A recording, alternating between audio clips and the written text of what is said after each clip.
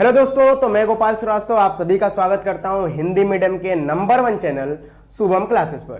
तो दोस्तों, जैसा कि अभी हम लोगों ने सारे जितने भी प्रकार की अभिक्रियाएं होती हैं, अभिक्रियाओं की कोटि होती है, उन अभिक्रियाओं की कोटि के बारे में पढ़ चुका है। और एक वीडियो आप लोग का ऐसा बनाया जा चुका है, ऐसा आप लोग का वीडियो हो चुका है कि आप लोग देख भी चुके होंगे उसको, कि उसमें जितनी अभिक्रियाओं की कोटि है उन सभी अभिक्रियाओं की कोटि को एक साथ समझाया गया है। अब आज क्या करेंगे, ये जितनी भी प्रकार की अभिक्रियाएं होती हैं, इस अभिक्रिया की कोटि का निर्धारण कैसे किया जाता है, अभिक्रिया की कोटि का निर्धारण किस प्रकार किया जाता है, आज हम लोगों को इसी के बारे में पढ़ना है दोस्तों, अभिक्रिया की कोटि का निर्धारण। तो आइए दोस्तों स्टार्ट करते हैं इस आज के टॉपिक को। तो देखिए, सबसे पहले क्या करना होता है, इसके कुछ यहां पर इसका निर्धारण करने के लिए कुछ पॉइंट्स होते हैं या कुछ तरीके होते हैं, उन तरीकों से हम लोग इसको पता कर सकते हैं। जैसे पहला हम लोग देखते हैं समाकलन विधि द्वारा हम लोग अभिक्रिया की कोटि का निर्धारण कर सकते हैं। अभी बताएंगे समाकलन विधि क्या होता है। जितना हम लोग समाकलन किए थे जहां उस समाकलन को करने पर दोस्तों जो हम लोग का फॉर्मूला बना था उसी को हम लोग बोलते हैं समाकलन विधि। समाकलन करने पर जो फॉर्मूला बना था उनको बोले थे समाकलन विधि। अब समाकलन विधि द्वारा, या इसी को बोलते हैं hit and trial method, hit and trial method, hit and try. अब देखिए, दूसरा हम लोगों का होता है अर्ध आयु के रूप में हम लोग कोटि का निर्धारण करते हैं। तीसरा होता है ग्राफ के रूप में हम लोग कोटि को बताते हैं। ग्राफ देखकर, हम ग्राफ पढ़कर बताते हैं कि कोई अभिक्रिया जो है वहां पर अगर ग्राफ दे दिया और पूछे कि ये किस कोटि का है, तो उस ग्राफ को पढ़कर हम लोग कोटि के बारे में बताते हैं। चौथा ओस्टवाल्ड के बारे में बताते हैं, ओस्टवाल्ड। इनका भी पृथक्करण का जो नियम था उसके हिसाब से बताते हैं, पृथक्करण की जो विधि थी उसके अनुसार। पांचवा हम लोग बताते हैं वांट हाफ विधि। वांट हाफ कैसे होता है, वांट हाफ, इनके अनुसार हम बताते हैं। तो दोस्तों, पांचों बहुत आसान टॉपिक है, आप लोग एक बार ध्यान से देखिएगा और सारी चीजें यहां पर समझ में आ जाएंगी। तो पहले को हम लोग स्टार्ट करते हैं समाकलन विधि द्वारा। तो आइए दोस्तों यहां पर स्टार्ट कर देते हैं। पहले को हम लोग यहां लिख देते हैं समाकलन विधि द्वारा। समाकलन विधि द्वारा। देखिए दोस्तों, अगर हम लोग बात करें शून्य का, तो शून्य कोटि की अभिक्रिया के लिए आप लोगों ने फॉर्मूला पढ़ा होगा, KT बराबर क्या होता है, A0 माइनस A होता है। दूसरा, अगर हम लोग बात करें प्रथम कोटि की अभिक्रिया, तो प्रथम कोटि की अभिक्रिया के आप लोग के लिए आप लोगों ने पढ़ा है कि KT बराबर क्या होता है, 2.303 और log 10 और A0 बटे में क्या होता है, A होता है। या इसी को R0 लिखे थे तो आप लोग R0 ही लिख लीजिए ताकि चीजें वही पहले वाली रहेंगी, log R0 बटे में R। यहां ये ऊपर वाला जो R0 है ये क्या है, प्रारंभिक सांद्रता, और ये बची हुई सांद्रता। तीसरा, अगर हम लोग द्वितीय कोटि की अभिक्रिया के बारे में देखें, तो द्वितीय कोटि में क्या होता था, यहां पर लिखते थे KT बराबर 1/A माइनस 1/A0, और ये हमारा फॉर्मूला होता था द्वितीय कोटि के लिए।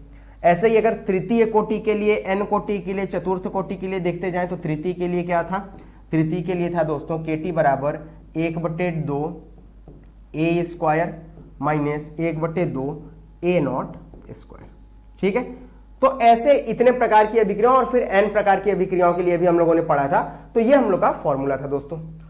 अब इस फॉर्मूले में होता क्या है, मान लीजिए हमको कोई एक अभिक्रिया दिया और उस अभिक्रिया में बोल दिया कि किसी t समय पर, मतलब कुछ पहले समय पर हम लोग का k का मान कुछ अगर हमको पता करने को दे दिया है, और वहीं पर दूसरा समय t2 दे दिया है और बोला है कि इस समय पर हमको k का मान बताइए। अगर मान लीजिए आपको एग्जांपल हम केवल अभी समझा रहे हैं, अभी जब इस पर उदाहरण लेंगे तो समझ में आ जाएगा।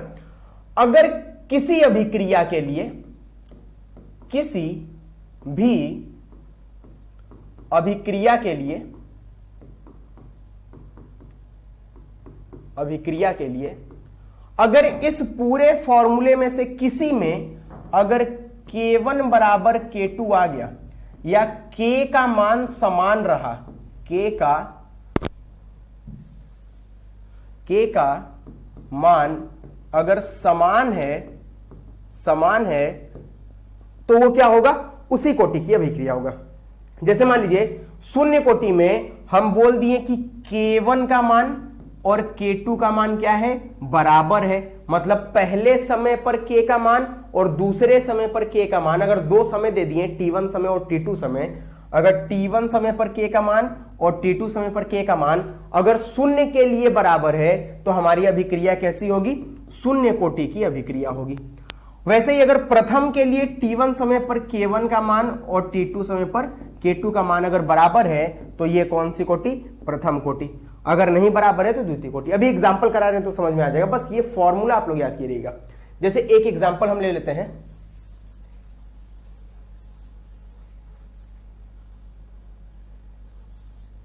देखिए अगर हम लोग यहां पर एक एग्जांपल लेते हैं, क्वेश्चन, मान लीजिए हमारा कोई सांद्रता है और ये समय है t के साथ परिवर्तित हो रहा है, हम लोगों ने यहां पर ले लिया। अब इसके तीन मान लीजिए हम लोगों ने ले लिए। पहला ले लिया है 100, दूसरा ले लिया है 80 और तीसरा ले लिया है 64। समय ले लिया हमने 0, ये 15, और ऐसा कीजिए 15 नहीं, यहां पर कुछ और ले लेते हैं, 0 ले लिए हम लोग और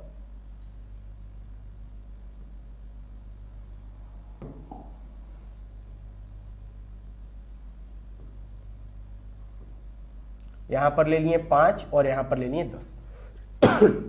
हम लोग का ये किसी अभिक्रिया में A जो है वो सांद्रता को व्यक्त कर रहा है और T जो है समय को व्यक्त कर रहा है। अब मान लीजिए कि हम प्रथम कोटि की अभिक्रिया में इसको चेक करना स्टार्ट किए, तो प्रथम कोटि की अभिक्रिया के लिए K क्या हो जाएगा, 2.303 बटे T और log 10, और वहां पर क्या हो जाएगा दोस्तों, R0 बटे R। तो ध्यान दीजिएगा, अगर हम लोग k1 का बात करें, इसको t1 समय मान ले, यहां पर t बराबर 0 है, ये t1 और ये t2, तो k1 समय पर क्या हो जाएगा 2.303, मतलब हम कहां से कहां, यहां से 0 से 5 के बीच देख रहे हैं, t कितना हो गया 5, और लिख देंगे log 10।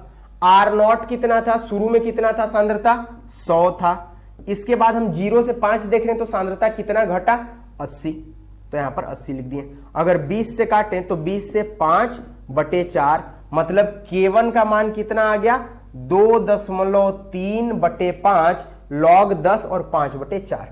अगर k2 का मान हम यहां से निकालना चाहें तो क्या हो जाएगा, 2.303। अब k2 किसके लिए, ये 0 से 10 के लिए दोस्तों हम लोग पूरा पता करेंगे, तो 0 से 10 अगर पता करें तो t का मान कितना हो जाएगा 10, और यहां पर लिख दीजिए log 10, और ध्यान दीजिएगा R0 बटे R, प्रारंभिक सांद्रता कितनी 100, और जब 0 से 10 पता कर रहे हैं तो यहां पर ये कितना हो गया है 64 हो गया है, तो इसको हम लोग क्या लिख देंगे दोस्तों 64, 100 बटे 64। क्लियर है। अब इसको हमको कट करना है, तो अगर काटने पर k1 का मान k2 के बराबर आ गया तो ये प्रथम कोटि की अभिक्रिया होगी। अगर k1 का मान k2 के बराबर नहीं आया तो हम लोग इसको शून्य पर चेक करेंगे। शून्य में अगर k1 k2 के बराबर आ गया तो शून्य कोटि की अभिक्रिया होगी। अगर इन दोनों में नहीं आया तो हम तीसरे पर चेक करेंगे, द्वितीय कोटि की अभिक्रिया पर। अगर इसमें k1 और k2 का मान दोनों अलग अलग समय पर बराबर आ गया तो हम बोलेंगे द्वितीय कोटि का है, नहीं होगा तो तीसरे में, और ऐसे चेक करते जाएंगे जिसमें आ जाएगा। अभी आप लोग को बताएंगे कि किसमें आएगा। अब यहां से इसको मैं इरेज करता हूं दोस्तों, इसको आप लोग अभी नोट कर लीजिए, ठीक है। अब यहां से अगर हम लोग देखें तो यहां से लिख सकते हैं कि k2 बराबर 2.303 बटे 10 और log 10। अगर इसको हम काटना चाहें तो इसको 4 से काट सकते हैं। 4 से अगर काटें तो क्या हो जाएगा, 4 से 25 बार में जाएगा और 4 से ये 16 बार में, तो इसको लिख सकते हैं 25/16। अब अगर ध्यान से देखिए दोस्तों तो 25 और 16, 25 को 5 का स्क्वायर लिख सकते हैं और 16 को 4 का स्क्वायर लिख सकते हैं। मतलब इस पूरे को हम लोग यहां से हटाकर कितना लिख सकते हैं, इस पूरे को हम यहां से हटाकर 25/16 को क्या लिख सकते हैं, 5/4 का होल स्क्वायर। और आपको बताए हैं कि अगर log m की पावर n रहे तो n आगे आ जाता है, n log m बन जाता है। तो k2 का मान कितना हो जाएगा, 2.303/10 और यहां पर 2 और log 10 5/4। 2 से इसको कट किए तो 5 हो गया, मतलब k2 बराबर कितना आ गया, 2.303/5 और log 10 5/4। अगर देखिए दोस्तों तो k1 का भी मान इतना ही आया है और k2 का भी मान इतना ही आया है, मतलब k1 बराबर k2 हमारा यहां पर दिख रहा है। तो जिस भी अभिक्रिया में k1 k2 के बराबर हो जाए और जिस कोटि के लिए हो हम लोग बोलेंगे वो अभिक्रिया उस कोटि की है। ये फॉर्मूला किस कोटि का है, तो ये फॉर्मूला प्रथम कोटि का है। मतलब हमको ये जो यहां पर डेटा दिया गया था, ये जो यहां पर हमको सांद्रता और समय का जो भी माप दिया गया था, ये किस अभिक्रिया की कोटि के लिए था, तो ये प्रथम कोटि की अभिक्रिया के लिए था, क्योंकि इसमें k1 और k2 का मान हमारा क्या आया है, बराबर आया है। ठीक है दोस्तों, स्क्रीनशॉट ले लीजिए। ठीक है, तो अगर कोई भी अभिक्रिया में k1 k2 का मान जिसके लिए बराबर आए, हम लोग बोलेंगे कि ये उस कोटि की अभिक्रिया होती है। ठीक है, अब मान लीजिए कि ये 0 के लिए आ जाए, 2 के लिए आ जाए, 3 के लिए आ जाए, तो हम लोग बोल देंगे ये उस कोटि की अभिक्रिया है। हम लोग के पेपर में जो पूछता है वो अधिकतर किससे पूछता है, प्रथम कोटि की अभिक्रिया से, क्योंकि बोर्ड्स का जो क्वेश्चन बनता है वो केवल प्रथम कोटि की अभिक्रिया से ही ज्यादा बनता है। तो आप लोग प्रथम कोटि की अभिक्रिया को ही ज्यादा याद कीजिएगा, क्योंकि इससे क्वेश्चन ज्यादा पूछे जाते हैं। एक और आप लोग 0 कोटि को ही पढ़ लीजिएगा, बाकी द्वितीय तृतीय से उतना सवाल नहीं पूछा जाता है। एक और सवाल हम लोग देख लेते हैं।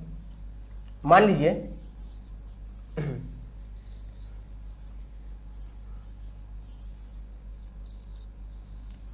हम लोग यहां पर ले लेते हैं a का मान और t का मान। a को हम लोग बोल देते हैं कि यहां पर a का मान मान लीजिए 54 बोल देते हैं, और इसको 36 बोल देते हैं, और इसको 18 बोल देते हैं। ठीक है, और यहां पर समय ले लेते हैं 0, 15 और ये 45। अब पता करते हैं, तो KT बराबर कितना हो जाएगा, 2.303, सॉरी KT नहीं, यहां केवल K लिख देते हैं। तो K बराबर बटे में T, और T का मान K1 अगर पता कर रहे हैं तो T का मान कितना हो जाएगा, 15, और यहां पर क्या लिख देंगे, log 10, और यहां पर क्या हो जाएगा 54/36।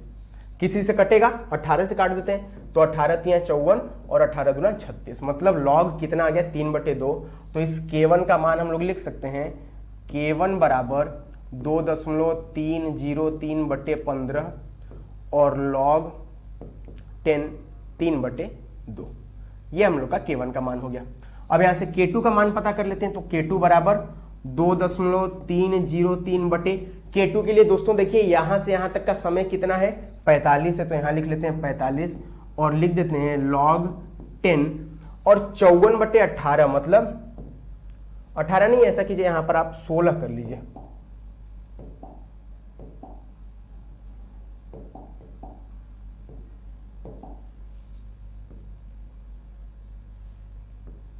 बटे 16 कर लीजिए। तो 54/16 करते हैं तो इसको काटने पर कितने बार में आएगा, अगर आप इसको देखें तो किससे काट सकते हैं, 2 से काट सकते हैं। तो 2 से काटेंगे तो कितना हो जाएगा, 27 हो जाएगा, और ये 2 से कितने बार में, 8 बार में कट जाएगा। तो दोस्तों यहां पर हमारा हो जाएगा K2 बराबर 2.303/45, और यहां पर क्या हो जाएगा log 10, और 27/8 अगर देखिए दोस्तों तो 27 को हम लोग क्या लिख सकते हैं, 3 का क्यूब लिख सकते हैं। 8 को क्या लिख सकते हैं, 2 का क्यूब लिख सकते हैं। मतलब इस पूरे को क्या 3/2 का होल क्यूब लिख सकते हैं, बिल्कुल लिख सकते हैं। और हमको पता है कि log m की घात n जो रहता है इसमें n पहले आ जाता है, तो n अगर पहले आएगा तो K2 का मान कितना हो जाएगा, अगर यहां से हम लोग K2 का मान देखें तो लिख सकते हैं कि K2 बराबर 2.303 बटे 45 और गुणे 3 और यहाँ से log 10 3/2। इससे ये कटा कितने बार में 15 या 45, मतलब K2 का मान हम लोग का कितना आ गया, तो यहाँ से लिख देंगे K2 बराबर 2.303 बटे 15 और यहाँ पर log 10 और ये कितना हो जाएगा 3/2। तो ध्यान दीजिएगा दोस्तों, यहाँ पर और यहाँ पर K1 और K2 आपस में बराबर हैं, मतलब हम बोल सकते हैं कि ये जो हमारे पास आंकड़े दिए गए हैं ये किस कोटि की अभिक्रिया के लिए दिए गए हैं, तो प्रथम कोटि की अभिक्रिया के लिए दोस्तों ये आंकड़े दिए गए हैं। क्लियर है आप लोगों को? ऐसे ही सवाल आप लोग के पेपर में आते हैं, तो आप लोग इसको स्क्रीनशॉट ले लीजिए। ठीक है, अब इसको इरेज करते हैं। तो समाकलन विधि दोस्तों हमारा यही था कि उसमें पता करना होता है कि किसमें K1 K2 का मान बराबर आ रहा है। जिसमें बराबर आता है हम बोल देते हैं ये उस कोटि की अभिक्रिया का है। हम लोग के पेपर में अधिकतर प्रथम कोटि की अभिक्रियाओं से ही सवाल पूछे जाते हैं। हम लोग एक और देख लेते हैं। हम लोग अब दूसरी विधि के बारे में देखते हैं। तो दूसरा क्या बताया गया है, अर्ध आयु के बारे में। अर्ध आयु के बारे में आपको पता होगा दोस्तों, अर्धायु के बारे में पढ़ाया गया है कि अगर शून्य कोटि की अभिक्रिया है तो अर्धायु कितना हो जाएगा, A0/2 के। ये किसके लिए, 0 के लिए। अगर प्रथम कोटि की अभिक्रिया है, फर्स्ट प्रथम कोटि की अभिक्रिया है, तो इसके लिए T1/2 का मान कितना होता है, 0.693/K होता है। और ऐसे ही T1/2 का जो मान होता है और T1/2 का जो मान होता है यहाँ पर द्वितीय के लिए, सेकेंड के लिए और थर्ड के लिए, वो भी आप लोग को बताया जा चुका है कि क्या क्या होता है। द्वितीय के लिए और तृतीय के लिए याद है किसी को? द्वितीय और तृतीय आप लोग का किसी को याद है?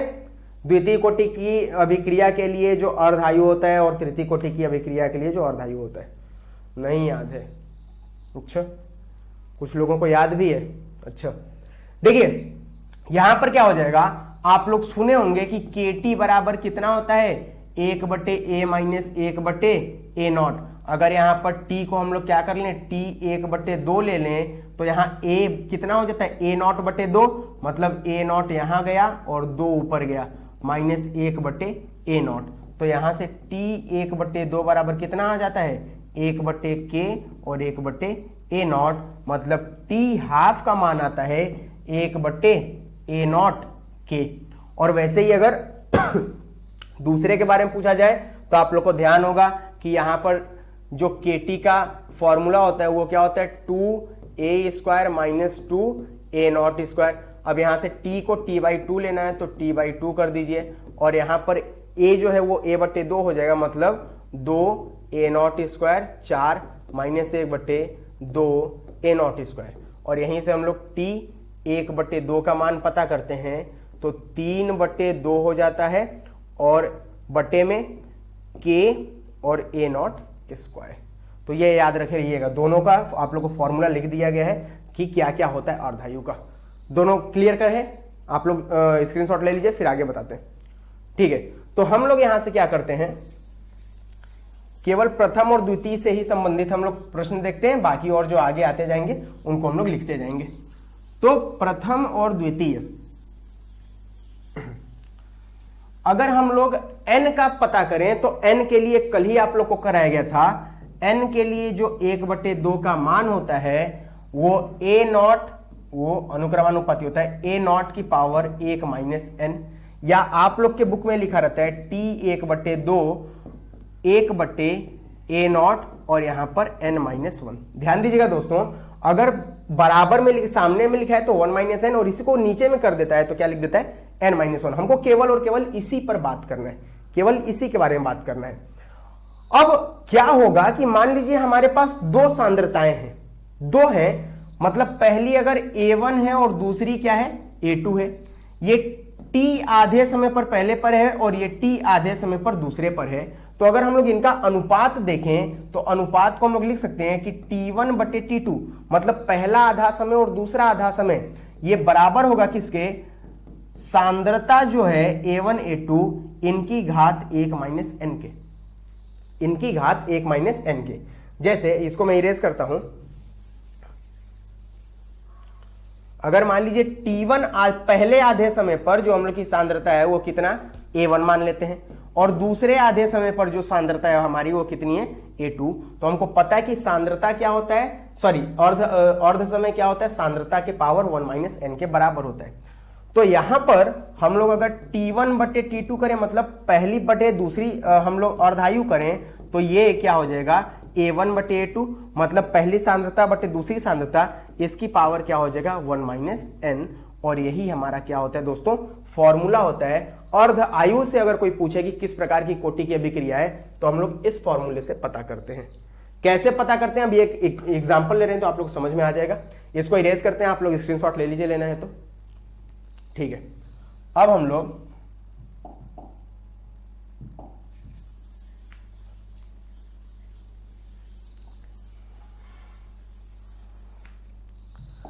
मान लीजिए क्वेश्चन लिखते हैं। कोई एक क्वेश्चन है कि किसी अभिक्रिया में, किसी अभिक्रिया का जो अर्ध आयु है, अर्ध आयु या आधा समय जो है वो मान लेते हैं कि हम 40 मिनट है। कितना है 40 मिनट। यदि अभिक्रिया में प्रारंभिक सांद्रता को, यदि अभिक्रिया में प्रारंभिक सांद्रता को दोगुना कर दिया जाए, दोगुना कर दिया जाए, तो जो अर्ध आयु है वो 10 मिनट क्या हो जाती है, 10 मिनट घट जाती है, 10 मिनट घट जाती है। तो बताइए अभिक्रिया की कोटि क्या होगी, तो अभिक्रिया की कोटि क्या होगी इसके बारे में बताना है। बस वही करना है, T1 बटे T2 करना है। T1 हमको समय क्या दिया, आप इसमें से किसी को भी T1 और T2 मान सकते हैं। हम लोग 40 को मान लेते हैं कि T1 है, तो T1 40 हो गया और T2 कितना हो गया 10। ध्यान दीजिएगा, जब 40 था तब प्रारंभिक सांद्रता के बारे में दोस्तों कुछ नहीं बताया है, तो T1 समय पर प्रारंभिक सांद्रता हम लोग कितनी मान लेते हैं A। और बोला है कि जब 40 मिनट बाद जब हम क्या करते हैं, प्रारंभिक सांद्रता को दोगुना बढ़ाते हैं, मतलब इस सांद्रता को हम जो A था उसको क्या कर दिए 2A कर दिए, तो हम लोग का जो T हाफ है वो 10 मिनट क्या हो गया, कम हो गया। 10 मिनट का इसमें अंतर आ गया। 10 मिनट का अंतर आने से क्या हो गया,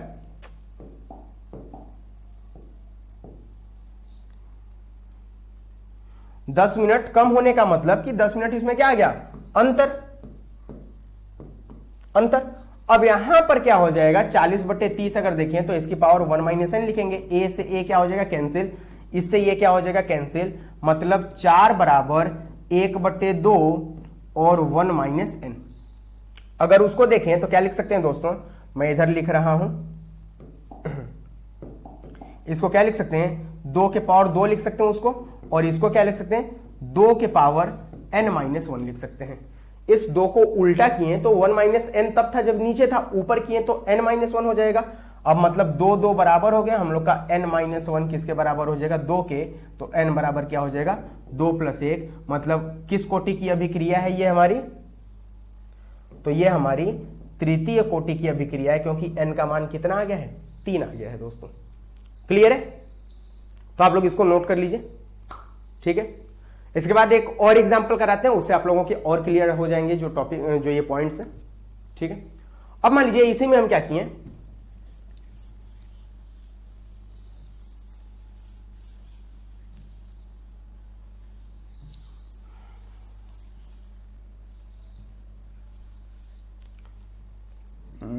ठीक है, इसमें 10 मिनट का ही अंतर लिख लीजिए।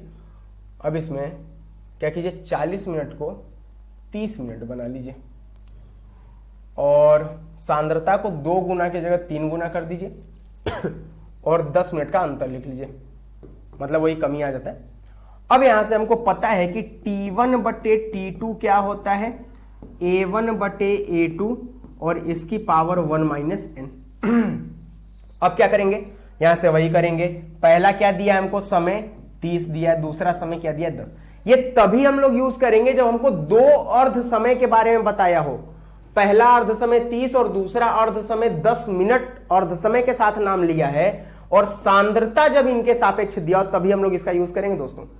30 पर हम लोग मान लेते हैं ए था, और इस टाइम कितना बढ़ गया, 3a हो गया, इससे ये कट गया, इससे ये कट गया, इसकी पावर कितना 1 माइनस एन हो गया, मतलब 3 बराबर 3 की ये 1/3 1 माइनस एन है, 3 करेंगे तो कितना हो जाएगा n माइनस 1, मतलब यहां पर कितना मानेंगे 1, 3 से 3 तो बराबर हो गया, n माइनस 1 बराबर 1, n बराबर कितना हो जाएगा दोस्तों 2, मतलब ये किस कोटि की अभिक्रिया होगी, द्वितीय कोटि की अभिक्रिया होगी, जिसमें इतना समय के बारे में दिया गया है।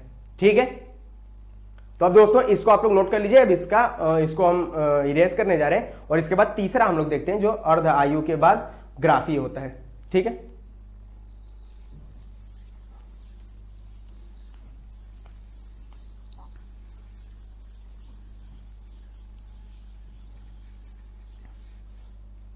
अब अर्धायु के बाद जो हम लोग का ग्राफीय विधि होता है, ग्राफीय विधि से हम लोग पता करते हैं कि ये अभिक्रिया किस कोटि की है।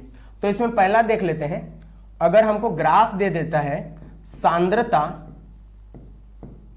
और वेग के बीच, तो सांद्रता और वेग के बीच देखिएगा, अगर शून्य कोटि की अभिक्रिया है तो शून्य कोटि की अभिक्रिया में सांद्रता और वेग सांद्रता पर निर्भर नहीं करता है, क्योंकि आपको भी पता है कि r बराबर क्या होता है k a के पावर 0, ये पूरा 1 हो जाता है, मतलब हमारे पास कोई यहां पर सांद्रता का पद नहीं बचता है। इस वजह से अगर हमसे पूछ दिया जाए शून्य कोटि की अभिक्रिया के लिए ये बनेगा। अगर प्रथम कोटि की अभिक्रिया के लिए आपको सांद्रता और वेग में ग्राफ पूछे तो प्रथम कोटि के लिए क्या बन जाएगा, ये बन जाएगा, ये ऐसा कर लीजिएगा, प्रथम कोटि के लिए लिख लीजिएगा। अगर दोस्तों यही द्वितीय कोटि के लिए पूछे तो द्वितीय कोटि के लिए क्या हो जाएगा, सांद्रता तो रहेगा लेकिन 1/a के रूप में रहेगा, और यहां पर वेग हो जाएगा, और यहां पर ग्राफ कैसा बनेगा, ऐसा ही बन जाएगा। और तृतीय कोटि के लिए भी हमारा कैसा बनेगा, 1/a स्क्वायर के रूप में बनेगा, मतलब सांद्रता का स्क्वायर के रूप में रहेगा, और यहां वेग हम लोग का ग्राफ कैसा बन जाएगा, ऐसा। शून्य के लिए छोड़कर बाकी तीनों के लिए ग्राफ कैसा होगा, एक सीधी रेखा के रूप में होगा दोस्तों। ठीक है, इसको नोट कर लीजिए। फिर दूसरा हम लोग ग्राफ देखते हैं।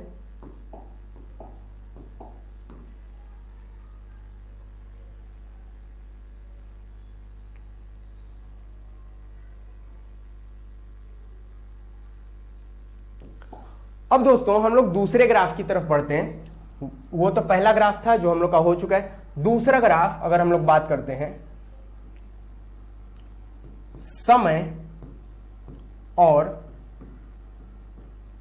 सांद्रता के बीच, समय और सांद्रता के बीच, तो अगर शून्य कोटि की अभिक्रिया है तो शून्य कोटि की अभिक्रिया में आपको पता है कि समय, या ऐसा कर लीजिए कि यहां पर अर्ध समय कर लीजिए, अभी इसके जगह आप लोग ऐसा कर लीजिए,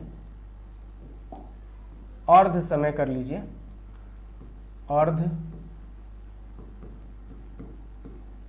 समय, और यहां पर कर लीजिए सांद्रता। अर्ध समय और सांद्रता के बीच ग्राफ कैसा बनेगा इसको हमको पता कर रहे हैं। तो पता है कि अर्ध समय अगर प्रथम कोटि की अभिक्रिया के लिए देखें तो क्या होता है, a0/2k। द्वितीय कोटि के लिए अगर देखें तो प्रथम कोटि के लिए अगर देखें तो क्या हो जाता है 0.693/k। तृतीय कोटि के लिए अगर देखें तो क्या हो जाता है 1/ यहां पर k और a0 हो जाता है, और वैसे ही तृतीय कोटि के लिए क्या हो जाता है 3/2, और वहां पर क्या हो जाता है k a0 हो जाता है, a0 का स्क्वायर के फॉर्म में। मतलब प्रथम कोटि में अगर देखें तो यहां पर जो सांद्रता है वो सामने है, तो इसको हम लोग कैसे बना देंगे, अर्ध आयु और सांद्रता के बीच ग्राफ ऐसे बनेगा, किसके लिए, शून्य के लिए। अगर प्रथम कोटि के लिए हम लोग बात करें तो यहां पर लिख देंगे सांद्रता, और यहां पर क्या लिख देंगे, अर्ध समय। अब इसके लिए ग्राफ कैसा बनेगा, तो आप देख रहे हैं कि अर्ध समय कहीं सांद्रता पर निर्भर नहीं है, मतलब इसके बीच ग्राफ कैसा बन जाएगा दोस्तों, निर्भर नहीं करेगा, एक सीधा ग्राफ चला जाएगा। वैसे ही अगर हम लोग द्वितीय और तृतीय के बारे में बात करें तो द्वितीय, इसको लिख लीजिएगा प्रथम का, प्रथम, और द्वितीय का लिखिएगा द्वितीय। अगर यहाँ पर सांद्रता 1/a हो जाए और यहाँ पर अर्ध समय t 1/2 के बीच रहे तो इसके बीच भी ग्राफ ऐसा ही जाता है। और अगर तृतीय के बारे में बात करें तो तृतीय यहाँ पर लिख लीजिएगा और यहाँ पर 1/a0 स्क्वायर के रूप में रहे और t 1/2 रहे तो इसके बीच ग्राफ कैसे जाता है, ऐसा जाता है। अगर आप लोग से पूछ दिया जाए कि ऐसा ग्राफ दे दिया गया और बोला गया कि ये अर्ध समय और सांद्रता के बीच ग्राफ है तो बताइए किसका होगा, तो आप लोग बताएंगे शून्य कोटि का होगा। अगर 1/, सांद्रता दे के किया गया तो आप किसका बताएंगे कि ये किसका है, द्वितीय का। अगर 1/, सांद्रता का स्क्वायर दिया गया तो किसका बता देंगे, तृतीय का। और सांद्रता पर अगर निर्भर ही नहीं किया तो ये किसका हो जाएगा दोस्तों, ये प्रथम कोटि की अभिक्रिया का होगा। ठीक है, नोट कर लीजिए। अब देखिएगा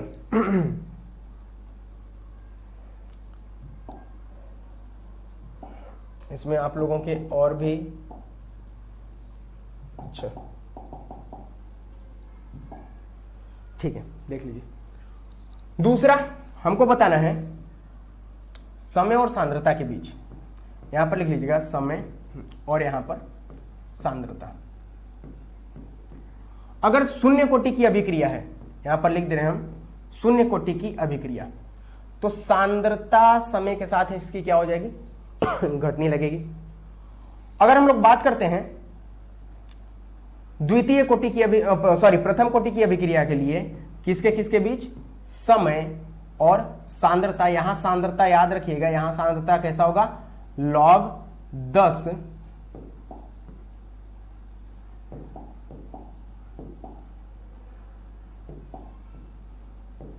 यहां सांद्रता कैसा होगा, log 10 और a के रूप में होगा।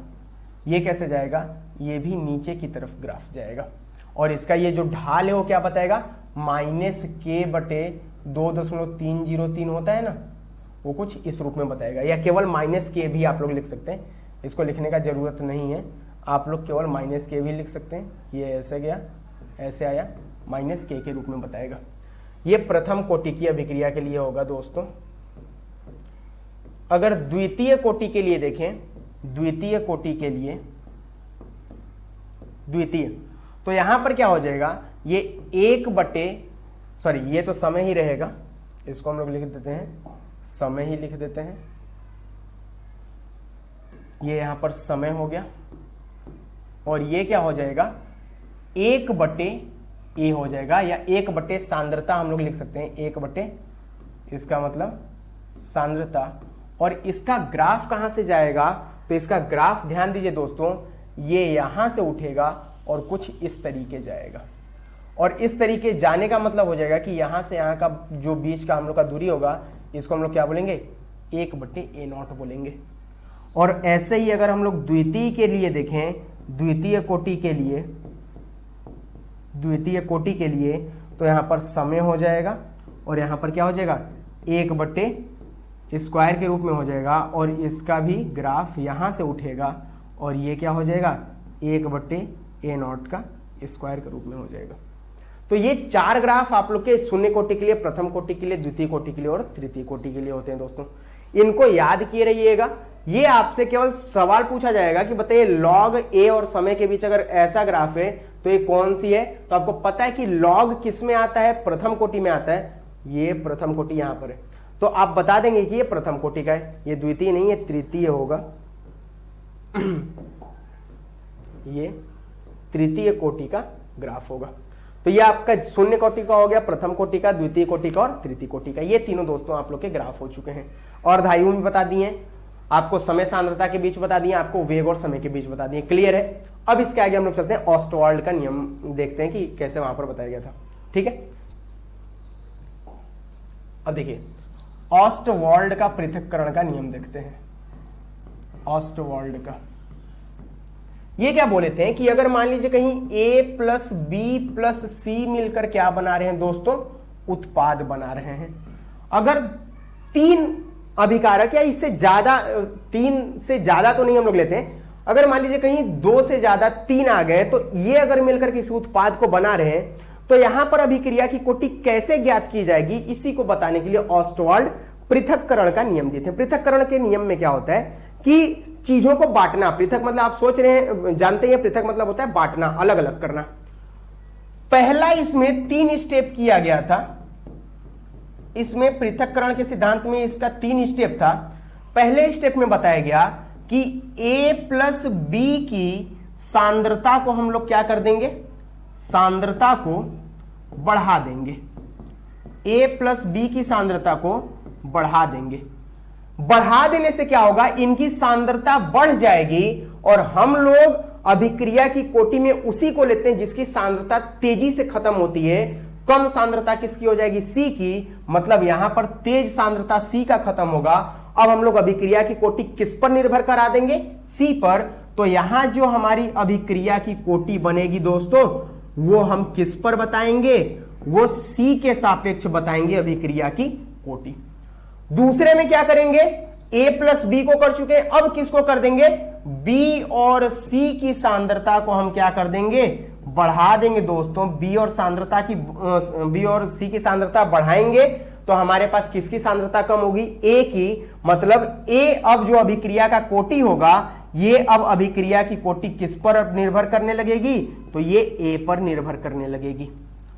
तीसरे में क्या करेंगे, हम लोग C और A का सांद्रता बढ़ा देंगे। C और A की सांद्रता बढ़ा दी जाएगी। तो C और A की सांद्रता बढ़ाने पर हमारा जो B का सांद्रता है, वो B का सांद्रता क्या हो जाएगा, कम हो जाएगा। और यही अभिक्रिया की कोटि का निर्धारण करने लगेगा। और ये अभिक्रिया की कोटि का निर्धारण करेगा। तो अब यहां पर केवल किसके बारे में लिखेंगे, B के बारे में। अब देख लीजिए, तीनों के बारे में अलग अलग पता चल चुका है। A के लिए अभिक्रिया की कोटि पता चल चुकी है, B के लिए पता चल चुकी है, C के लिए पता चल चुकी है। अब हम तीनों के लिए अभिक्रिया की कोटि C plus A plus B को जोड़ देंगे। मान लीजिए इसके लिए 0 आई, इसके लिए 1 आई, इसके लिए 1 आई, तो हम लोग 0 प्लस 1 जोड़ेंगे तो कितना आ जाएगा, 2। मतलब अब हम लोग ऑस्टवाल्ड के पृथक्करण नियम से पता लगा सकते हैं कि जो अभिक्रिया की कोटि है वो कितनी है, 2 है। कैसे पता लगाएं, पृथक्करण से तीनों को पृथक अलग अलग करके हम अभिक्रिया की कोटि पता किए और लास्ट में आके तीनों की अभिक्रियाओं की कोटि को क्या कर दिए, जोड़ दिए। तो उससे हमको यहां पर अभिक्रिया की कोटि इस पूरे अभिकारक के लिए पता चल गई, पूरी अभिक्रिया के लिए पता चल गई। तो ऐसे हम लोग पता करते हैं दोस्तों ओस्टवाल्ड का पृथक्करण का नियम। क्लियर है।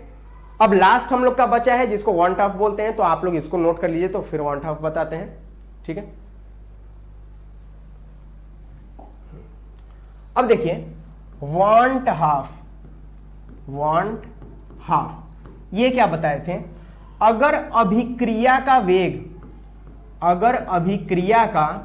वेग तथा सांद्रता दी गई है, अगर अभिक्रिया का वेग तथा सांद्रता दी गई है, तब हम लोग किसका यूज करेंगे, वांट हाफ का यूज करेंगे। ये क्या बोलते हैं, आपको पता है कि R बराबर क्या होता है, अगर सांद्रता को हम लोग C से यहां पर प्रदर्शित करते हैं तो C की पावर n होता है। पहले हम लोग करते थे ना R की पावर n, तो ये सांद्रता को ही बताता था। यहां सांद्रता हम लोग क्या मान लिए, C, तो C की घात n हो जाएगा। अब मान लीजिए कि अभिक्रिया का वेग हमको 2 के लिए दिया है, तो पहले के लिए हम लोग क्या लिख लेंगे, -dC1/dt या dR1 dX1, आप लोग कुछ भी मान सकते हैं, बराबर क्या हो जाएगा, C1 और इसकी पावर n। अगर दूसरे के लिए देखें तो -dC2/dt बराबर क्या हो जाएगा, C2 की पावर n।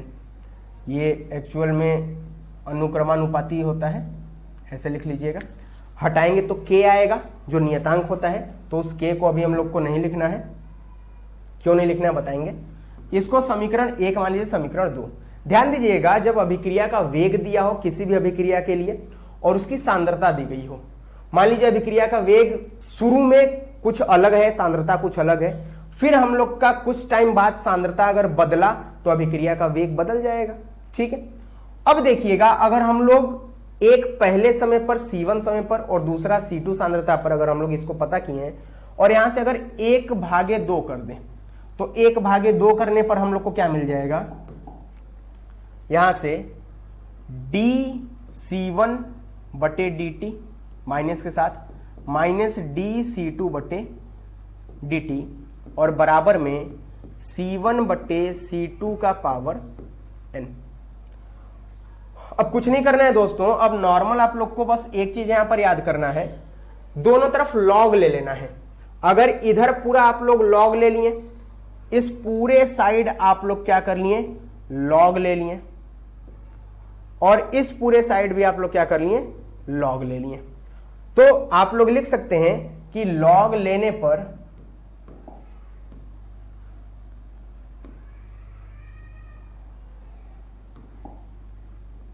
यहां पर लिख दीजिएगा लॉग लेने पर। लॉग लेने पर क्या हो जाएगा, आपको पता है कि यहां पर अगर लॉग a बटे b होता है तो इसको लॉग a माइनस बी लिखते हैं। मतलब यहां पर हम लोग क्या लिख सकते हैं, लॉग a बटे b मतलब लॉग a माइनस बी। तो log minus D C one बटे डी टी और माइनस माइनस और यहां पर माइनस लगा हुआ है तो हम लोग लिख देंगे लॉग यहां पर माइनस डी सी टू बटे डी टी। इसको मैं मिटाता हूं,